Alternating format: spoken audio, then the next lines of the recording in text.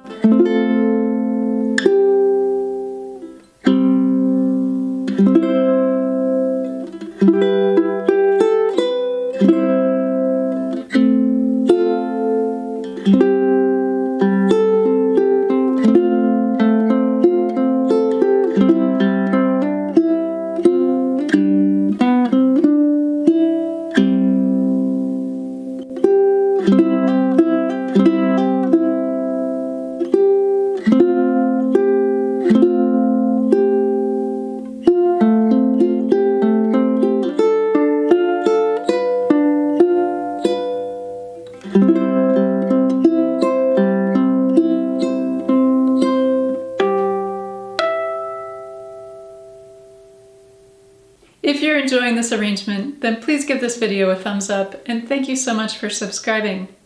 Now we're moving into the tutorial section of this video, where I'll give you lots of tips on how to play this arrangement. If you're not yet familiar with how to read tablature, then I'll put a link above to my easy-to-follow tutorial, where I walk you through it step by step. The first thing that I want to point out is that there are quite a few hammer-ons in this arrangement. For example, in the second measure,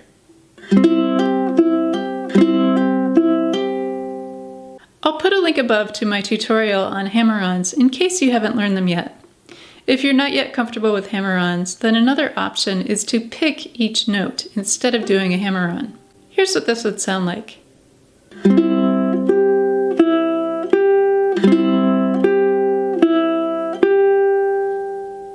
Above the third measure, you'll see the abbreviation RIT with a bunch of dots after it. This is an abbreviation for ritardando, and it means start slowing down. So we'll start slowing down the tempo as we move through this measure.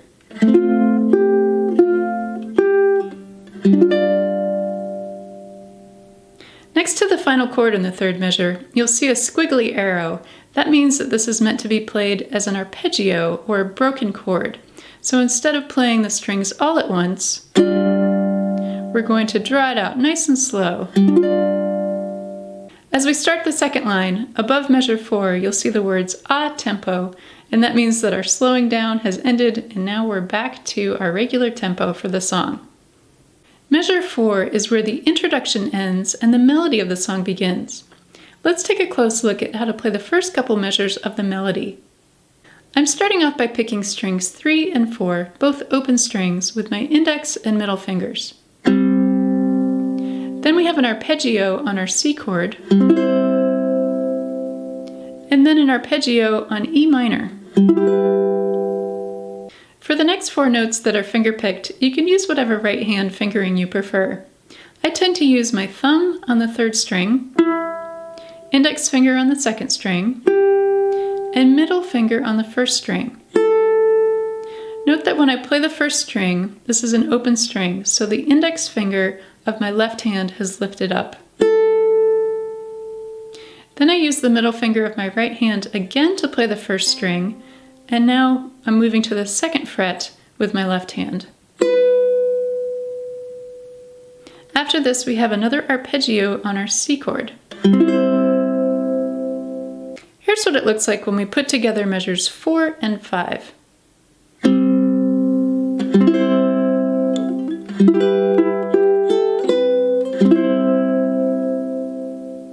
The next thing I want to point out is on measure 7. This measure starts with an arpeggio, and then the rest of the measure is finger-picked. One way to play this is to use one finger on each string, so thumb on the fourth string, index finger on the third string, middle finger on the second string, and ring finger on the first string. I sometimes use my thumb on both the fourth and the third string, so the sequence would be thumb, thumb, index, middle for strings 4 down to 1, or sometimes I use all 4 fingers to cover the 4 strings. On measure 9, we have another hammer-on.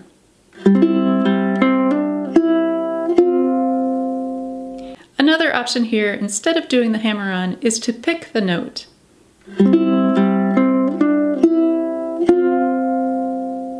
On measure 11, we have our first ending and then repeat bars to go back to measure 4.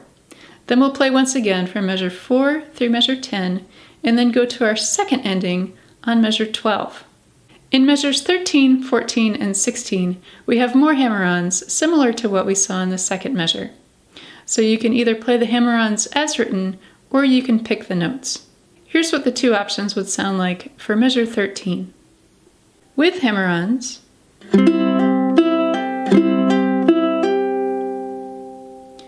or without hammer-ons.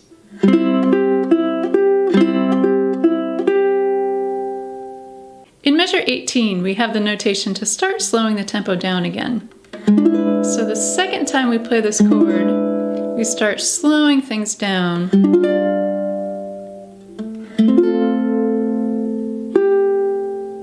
And then we pick up the tempo again as we go into measure 20.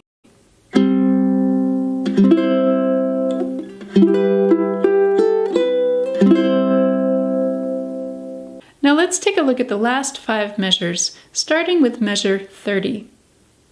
This measure starts with an arpeggio on our F chord, and then we're going to pick the 3rd fret of the 2nd string.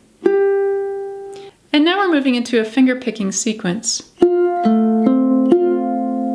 I'm using my middle finger on the 2nd string, thumb on the 4th string, index on the 3rd string, and then middle finger again on the 2nd string.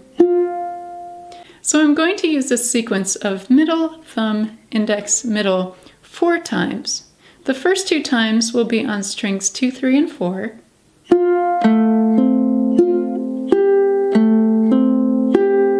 And then we're moving up to strings 1 through 3.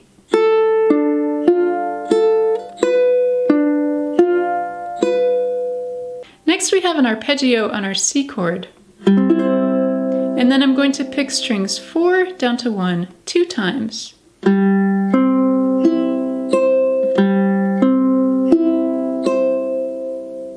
For the final 4 notes, we're going to pick string 3 and then string 1.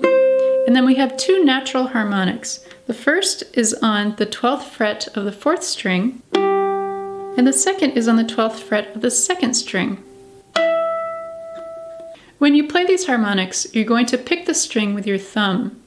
There should be some distance between your thumb and your index finger, and if you're not familiar with harmonics, you might need to play with it a bit until you find the sweet spot.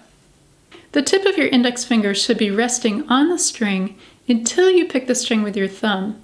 At that point, your index finger comes right off.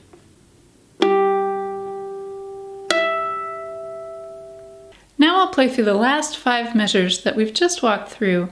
And one more thing to note is that there is a slowdown at the beginning of measure 32. By halfway through the measure, we're back to our normal tempo again.